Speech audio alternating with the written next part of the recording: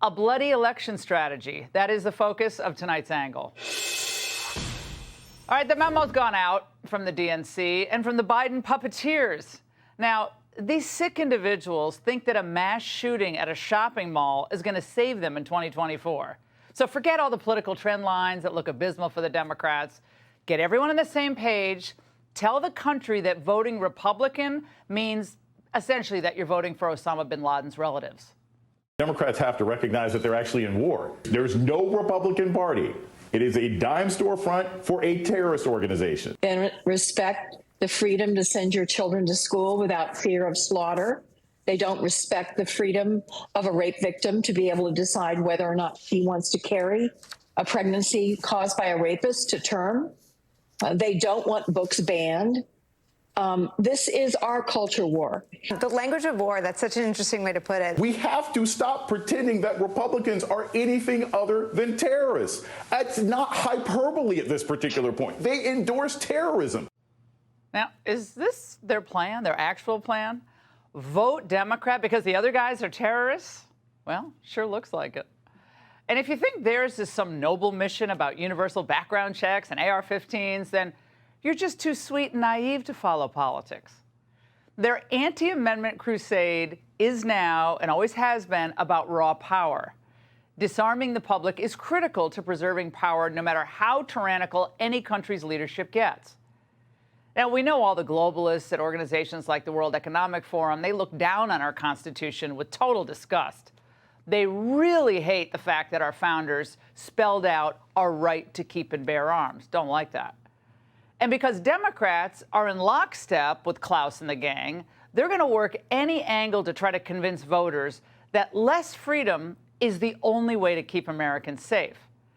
Now, notice how fast they moved on the motive of that mall shooter in Allen, Texas.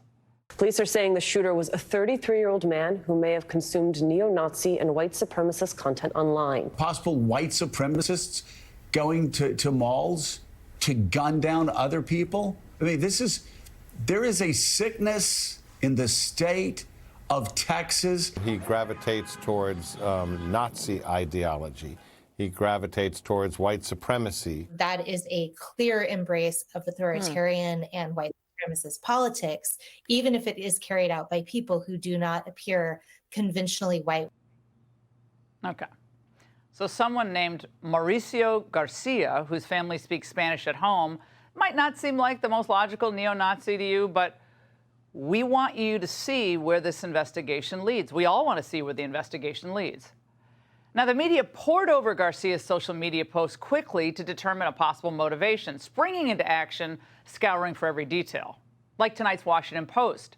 Texas gunmen fantasized over race wars on social media before mass killing.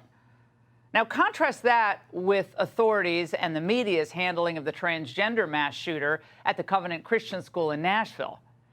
One of the last things the Post wrote about Audrey Hale's background was the following. Nashville's shooter was hardworking, antisocial in college.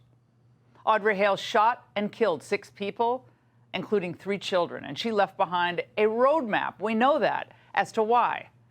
In a manifesto and laptops, 30 journals and other documents, yet still, exactly 6 weeks later, authorities haven't commented on the motive. Instead, they're stonewalling. We need to know what was behind the shooter's motive so we can stop it and not have it happen again. It needs to be released. The people of Nashville want to see it. We need to see it. We have a right to see it. So why the refusal to tell us why Audrey Hale was so hell-bent on killing? I'll tell you why. Because Democrats think her story might hurt them politically. Yeah, it's that twisted.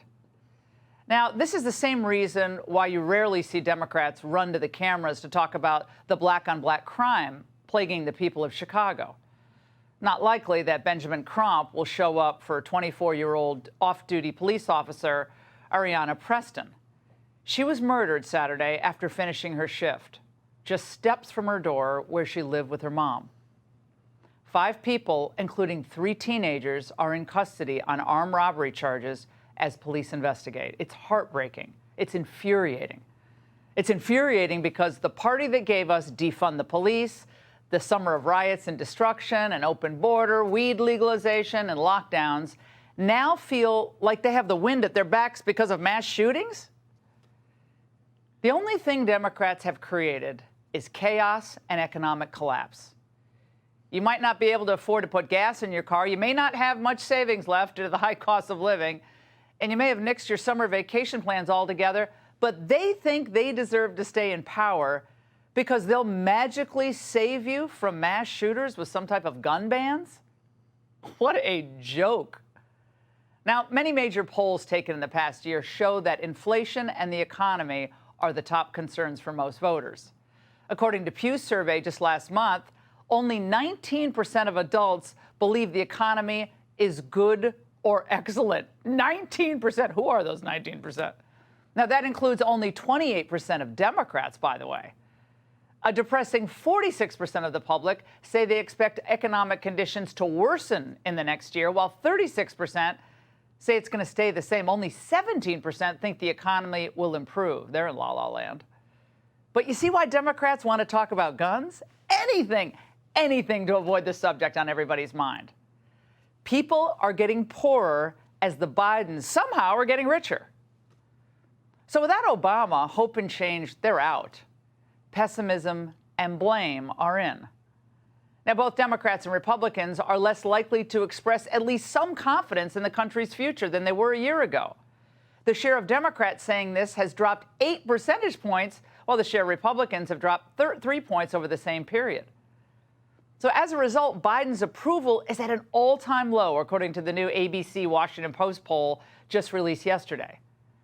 And he's losing to both Trump and DeSantis. More on that in the next segment. I'll dig into all of that. Now, one little tidbit that shows us how bad things are getting for the baby boomers, by the way, the baby boomers who got us into this mess, almost half of them have no money saved for retirement. Half, okay? How is that going to play out? Answer, not well. So over the next 18 months, you should expect the Democrats to grow increasingly desperate. The economy is not going to improve. The country will be flooded with illegals and drug dealers and other criminals. Our homelessness problem that's plaguing every city and now increasingly suburbs is going to skyrocket. It's all on the Democrats. But they're capable of anything in this frenzy to stay in office. Yeah, and that includes limiting your speech by using the evil actions of a mentally ill person as a justification. Right-wing extremists who are motivated by maybe anti-Semitism, anti-immigrant beliefs, or racist beliefs, fueled with grievance and rage, with the ubiquity of the availability, I should say, of all of this extremist propaganda on the internet. It's much harder to distinguish or label extremists as a member of one individual ideology because they seem to kind of pick those things that they like across multiple groups and multiple ideologies. Andrew McCabe, the gift that keeps on giving. You know where this is all going. We saw what Democrats were capable of back in 2016, even using the FBI and the DOJ with Jim Comey and his handling of the Hillary Clinton investigation. They surveilled the Trump campaign. Then there was the phony Russia collusion investigation.